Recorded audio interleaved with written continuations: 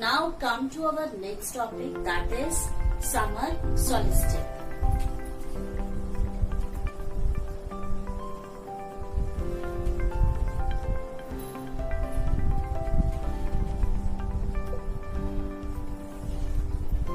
Summer solstice. See here, you will see that on 21st June, the northern hemisphere is tilted towards the sun. Okay, on 21st June,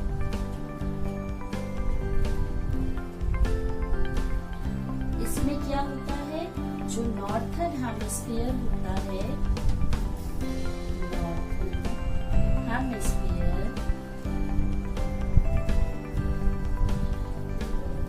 ये क्या हो जाता है, सन की तरफ को टिल्ट हो जाता है, झुक जाता है, ठीक है।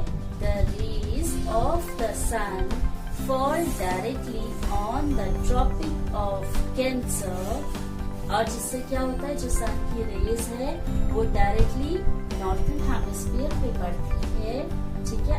As a result these areas receives more heat. क्या होता है, जो नॉर्थर्न हेमिस्फीयर है वो सन की तरफ थोड़ा सा टिल्ट हो जाता है, टिल्ट होता है, तो टिल्ट होने की वजह से क्या होता है, जो सन की रेज है वो डायरेक्टली नॉर्थर्न हेमिस्फीयर पे पड़ जाती है, ठीक है। जब नॉर्थर्न हेमिस्फीयर क्या होता है, टिल्ट होता है किसकी तरफ, सन की तरफ, ठीक है। तो सन की जो रेज होती हैं वो डायरेक्टली किस पे पड़ती हैं, ट्रॉपिक ऑफ कैंसर पे पड़ती हैं, जिसका रिजल्ट क्या होता है, उससे क्या होता है, बहुत ज्यादा हीट होने लगती है, ठीक है। उन एरियाज में बहुत ज्यादा हीट रिसीव होती है। The areas near the poles receive less heat as the rays sun are slanting। और क्या होता है, जो ट्रॉपिक ऑफ कैंसर होगा उसके अंदर जितने भी एरिया आएंगे, ठीक है, उसमें क्या है, सन की रेज डायरेक्टली पड़ रही है, तो क्या होगा, बहुत ज्यादा हीट होगा, यानी कि उन एरियाओं में बहुत ज्यादा गर्म होगा। लेकिन जहाँ पर उनकी हीट डायरेक्टली नहीं पड़ पा रही है, उनके जो आसपास के एरिया होंगे, ठीक है, वहाँ पर हीट कम जाएगी, कम जाएगी तो क्या होगा, वहाँ पर गर्म कम होगा, ठीक है। Now the North Pole is inclined towards the sun and the places beyond the Arctic Circle experiences continuous daylight for about 6 months। जब नॉर्थ पोल सन के इंक्लाइंड होता है और आर्कटिक सर्कल के बियॉन्ड होता है, ठीक है। आप you understood what I am saying. जब नॉर्थ पोल क्या होता है, सन के इंक्लाइंड होता है टुवर्ड्स द सन, ठीक है, सन के इंक्लाइंड होता है और आर्कटिक सर्कल के बियॉन्ड होता है, ठीक है। तो उससे क्या होता है, experiences continuous day light for about 6 months। तो 6 month तक क्या होता रहता है, डे लाइट होती रहती है, ठीक है, डे की लाइट होती रहती है। Since a large portion of the northern hemisphere is getting light from the sun, जैसे कि आपको बताया, सन इंक्लाइंड होने की वजह से कहाँ पर, नॉर्थ पोल में, जिससे कि क्या होता है, पूरे 6 महीने सिर्फ दिन की रोशनी होती है, डे लाइट होता है, ठीक है। A large portion of the northern hemisphere is getting light from the sun।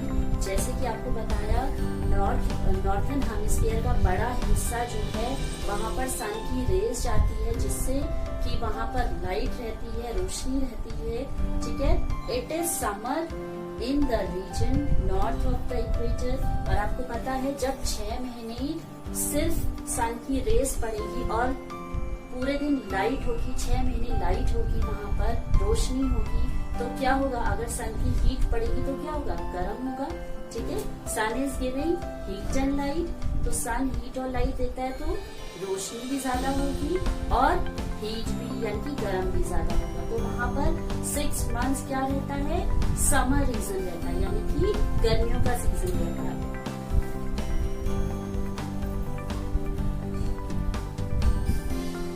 The longest day and the shortest night at these places occur on 21st June. इसलिए 21st जून एक ऐसा दिन है जहाँ पर बहुत लंबा दिन होता है और डे और नाइट कैसी होती है, शॉर्ट होती है।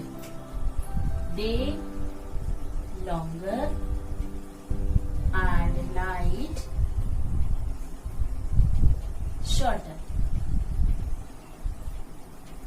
21 जून का दिन ऐसा दिन होता है जहाँ पर सन की रेज डायरेक्टली पड़ने से उस एरिया में बहुत ज्यादा लाइट भी होती है और बहुत ज्यादा हीट भी होती है।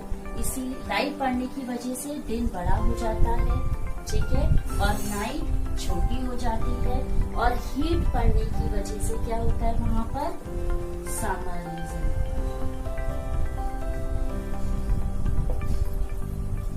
Okay.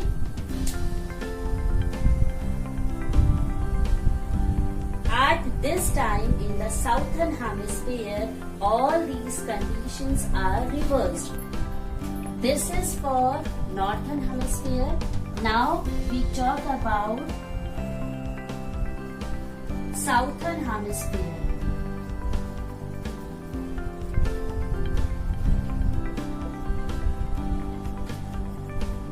साउथर्न हेमिस्फीयर में 21 जून को क्या होता है, अब सन की जो रेज है, ठीक है, सन की रेज नॉर्थर्न हेमिस्फीयर में आ रही है, ठीक है। दैट मीन्स साउथर्न हेमिस्फीयर में ज्यादा टाइम नहीं आ रही, यानी कि स्लैंटिंग आ रही, रिवर्स हो रहा है, ठीक है। तो इससे क्या क्या चेंजेस आते हैं, 21 जून को अगर नॉर्थर्न हेमिस्फीयर में सन की रेज पड़ रही है, वहां पर बहुत ज्यादा लाइट जा रही है या हीट जा रही है, तो क्या होगा, डे लॉन्गर होगा, ठीक है, और नाइट शॉर्टर हो जाएगी। अगर यहाँ डे लॉन्गर हो रहा है तो साउथर्न में क्या हो जाएगा, डे शॉर्टर हो जाएगा। और नाइट कैसी होगी,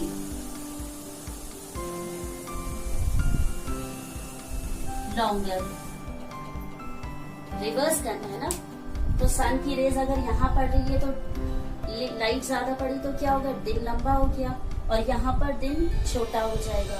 और यहाँ पर नाइट छोटी हो जाती है तो यहाँ पर नाइट लंबी हो जाती है। यहाँ पर सन की रेस पड़ने से क्या हो रहा है, समर सीजन हो रहा है, ठीक है।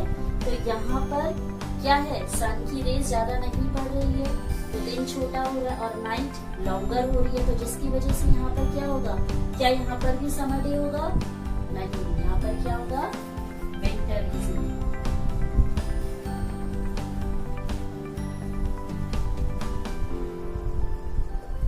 ठीक है, तो 21 जून को नॉर्थर्न हेमिस्फीयर में समर सीजन होता है और साउथर्न साइड विंटर सीजन होता है।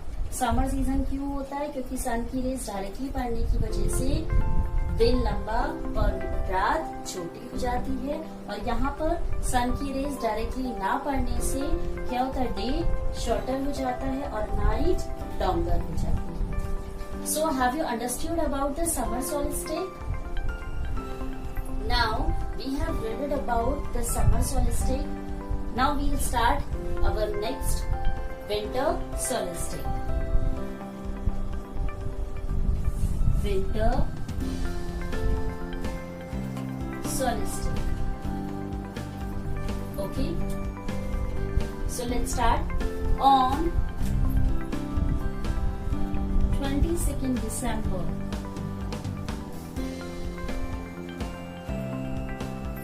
22nd December, the Tropic of Capricorn received direct rays of the sun as the South Pole tilts towards it.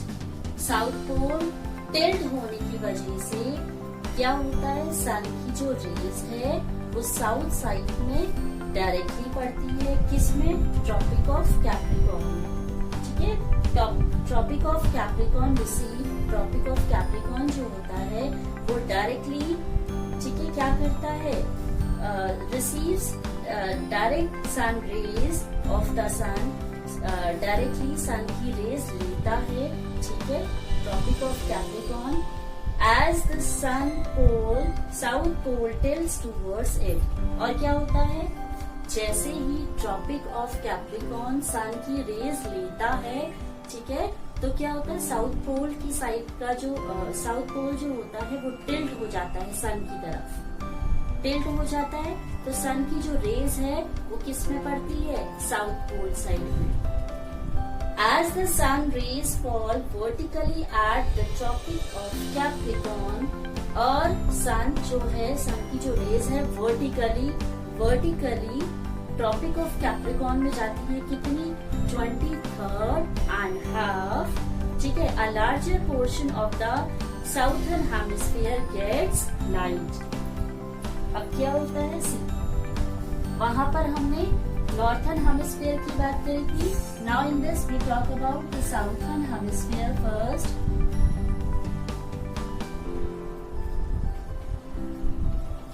Southern hemisphere tilt हो जाता है सन की तरफ, ठीक है, और ट्रॉपिक ऑफ कैप्रिकॉर्न हीट लेता है, ठीक है, तो जिसकी वजह से ट्रॉपिक ऑफ कैप्रिकॉर्न के अंदर जितने भी एरिया आते हैं साउथ पोल के, ठीक है, वहां पर क्या होती है, सन की रेज डायरेक्टली जाती है, और सन की रेज डायरेक्टली जाने से सेम जैसे नॉर्थन हेमिस्फीयर में हुआ था, क्या होता है, सन की रेज डायरेक्टली जाने से वहां पर डे मतलब लाइट भी बहुत ज्यादा रहती है और हीट भी बहुत ज्यादा रहती है, because sun is giving heat and light. तो हीट और लाइट जाने की वजह से क्या होता है, वहां का जो डे होता है वो बहुत लंबा होता है, लॉन्गर होता है, और जो नाइट होती है वो शॉर्टर होती है। See, as the sun rays fall vertically at the Tropic of Capricorn to 3.5 degrees south, a large portion of the southern hemisphere gets light। Direct sun rays पड़ने की वजह से साउथर्न हेमिस्फीयर में क्या होता है, लाइट रहती है, therefore it is in the summer in the southern hemisphere with longer days and shorter nights। और लाइट पड़ने की वजह से डे लॉन्गर होता है एंड नाइट शॉर्टर होती है। नाइट क्या होती है, शॉर्टर होती है। और अगर बहुत ज्यादा हीट और लाइट होती है तो क्या होता है,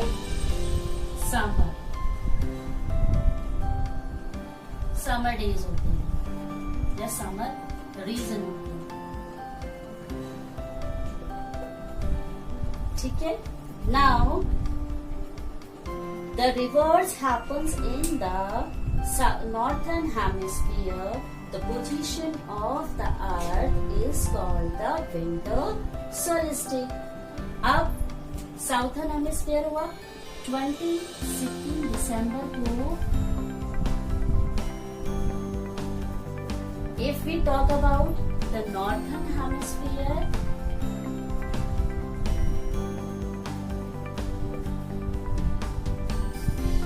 if we talk about the northern hemisphere, अगर सन की रेज डायरेक्टली यहाँ पड़ गई है तो यहाँ नहीं पड़ पाएगी, ठीक है, तो क्या होगा, जिससे कि डे शॉर्टर एंड नाइट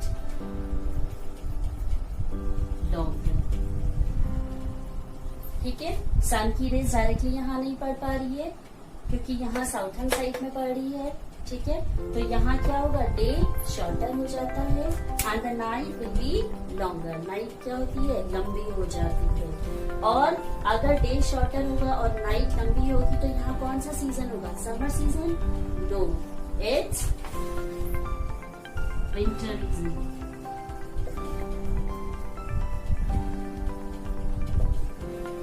ठीक है, क्या होता है, जो यहाँ पर 21 दिसंबर को साउथर्न साइड में हो रहा है उसका रिवर्स मतलब उसका उल्टा किस में हो जाएगा, नॉर्थर्न में हो जाएगा। ठीक है, प्लीज लर्न दीज डेट्स। आपसे ये डेट्स के बारे में पूछा जा सकता है कि विंटर सॉलिस्टिक कौन सी डेट को होता है या समर सॉलिस्टिक कौन सी डेट में होता है, या क्या क्या साउथर्न और नॉर्थर्न में चेंजेस आते हैं 21 जून को और 22 दिसंबर को। ये सारे क्वेश्चन आपसे पूछे जा सकते हैं।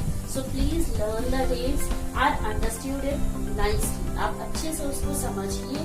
If you don't understand please see the video again. अगर आपको ये चीज समझ में नहीं आ रही है एक बार में तो आप इस वीडियो को दोबारा देखिए, क्योंकि अगर आप एक ही बार देख रहे हैं और हो सकता है कई बार आपकी चीजें समझ में ना आए, क्योंकि this is the first time where you are learning about the history, civics and geography.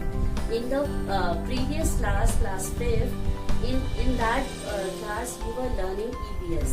आप क्लास 5th में EVS पढ़ रहे थे, which is very easy for you. And in 6th class you are learning SST, जहाँ पर आपकी 3 books होती हैं, history, civics, geography, which is very different from the EVS. तो आपके लिए इसमें 6th क्लास में SST आपके लिए बिल्कुल नहीं है, हर चीज आपके लिए बहुत ज्यादा नहीं है। हो सकता है कि कुछ टॉपिक्स आपको समझ में ना आए, इसलिए उन्हें समझने के लिए please see the video again. आप उस वीडियो को, उस टॉपिक को आप दोबारा देखिए, which you will understand clearly, तब आपको वो टॉपिक क्लियरली समझ में आएगा। Now next topic is Equinix.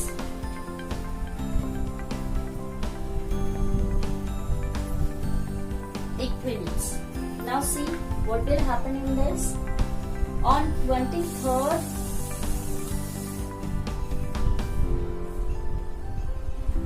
now our next topic is equinox.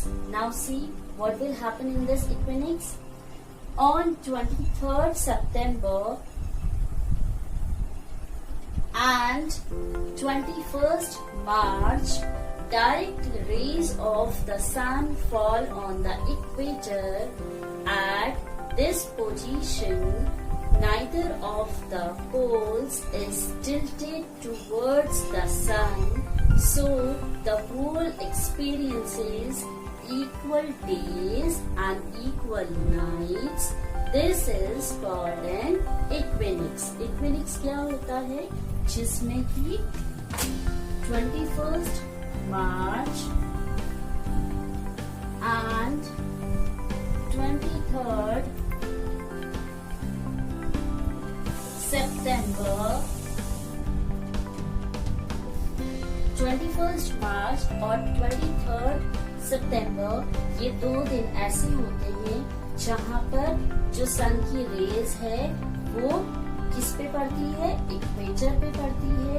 ठीक है, at this position the poles is tilted towards the sun. जो poles होते हैं वो सन की तरफ tilted हो जाती हैं। So tilted होने की वजह से, यानी कि देखिए जो सन की रेज है वो इक्वेटर में पड़ रही है, ठीक, इक्वेटर में पड़ रही है, और जो पोल्स हैं वो क्या हो जाते हैं, tilted हो जाते हैं, जिसकी वजह से इन दोनों ही दिन में क्या होता है,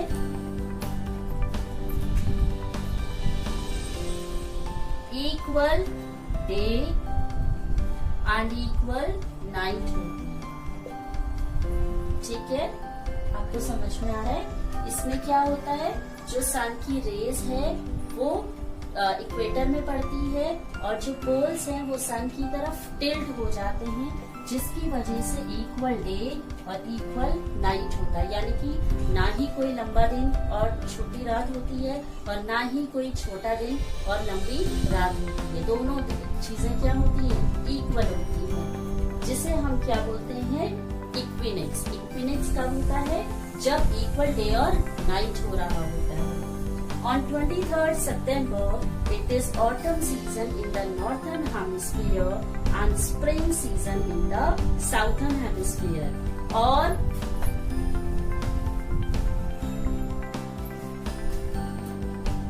23rd September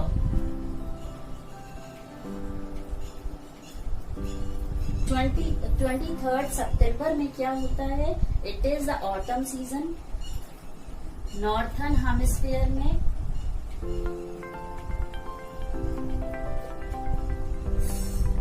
हेमिस्फीयर में कौन सा सीजन होता है? ऑटम। ठीक है। And spring season in the southern hemisphere. और साउथर्न हेमिस्फीयर में कौन सा सीजन होता है? स्प्रिंग। देखिए डे और नाइट इक्वल हो रहा है, ठीक है, कोई चेंजेस नहीं आ रहे, ना ही डे लॉन्गर हो रहा है ना नाइट शॉर्टर हो रही है, या फिर ना डे शॉर्टर हो रहा है और नाइट लॉन्गर हो रही है, ऐसा कोई चेंजेस नहीं आ रहा है। ठीक है, बिल्कुल इक्वल हो रहा है, जिसकी वजह से नॉर्थर्न हेमिस्फीयर में ऑटम सीजन चल रहा होता है और साउथर्न हेमिस्फीयर में स्प्रिंग सीजन चल रहा होता है। The opposite in the case of 21st मार्च, अगर हम 21st मार्च की बात करें,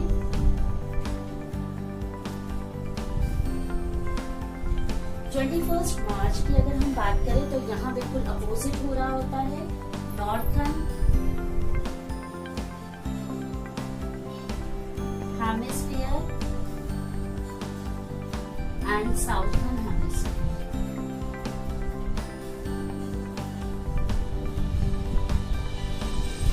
ठीक है, यहाँ पर बिल्कुल अपोजिट हो रहा होता है। क्या अपोजिट हो रहा होता है? 21st मार्च को नॉर्थर्न हेमिस्फीयर में कौन सा सीजन हो रहा होता है? स्प्रिंग। और साउथर्न साइड में कौन सा होगा? स्प्रिंग होगा? No, autumn. ठीक है, मीन्स इक्विनेक्स, मैं आपको फिर से बता रही हूँ, इक्विनेक्स में क्या होता है? डे और नाइट दोनों इक्वल होती हैं, कोई चेंजेस नहीं आते हैं। इन दो डेट्स में 21st मार्च और 23rd सितंबर, ये 2 दिन ऐसे होते हैं जहाँ पर इक्विनेक्स होता है। इक्विनेक्स मतलब दोनों दिन में डे और नाइट बिल्कुल इक्वल हुए, कोई चेंजेस नहीं आएंगे। ठीक है, तो 23rd सितंबर को नॉर्थर्न हेमिस्फीयर साइड ऑटम हो रहा होता है और साउथर्न हेमिस्फीयर में स्प्रिंग हो रहा होता है। और इसका अपोजिट 21st मार्च को होता है। नॉर्थर्न हेमिस्फीयर में स्प्रिंग सीजन हो रहा होता है और साउथर्न हेमिस्फीयर में ऑटम हो रहा होता है। अब you understand? Thus, you find that there are days and nights and changes in the season because of the rotation and revolution of the earth respectively. इस चैप्टर में आपने क्या क्या पढ़ा? डे और नाइट कैसे, मतलब डे और नाइट कैसे होता है बिकॉज ऑफ द रोटेशन, और चेंजेस ऑफ सीजन कैसे होता है बिकॉज ऑफ द रिवोल्यूशन। ठीक है, ये दोनों ही चीजें आपने क्लियरली पढ़ी कि डे और नाइट और सीजन चेंजेस कैसे हो रहे होते हैं, या किस डेट को कौन सा सीजन हो रहा होता है, या सन की रेस किस में पड़ रही होती है, और दिन और नाइट कैसे चेंज होते हैं। ये सारी ही चीजें आपने इस चैप्टर में पढ़ी। ठीक है, I hope you have understood this chapter nicely and clearly. If you have any doubt regarding any of the topic, you can see the video again. Till then, bye bye.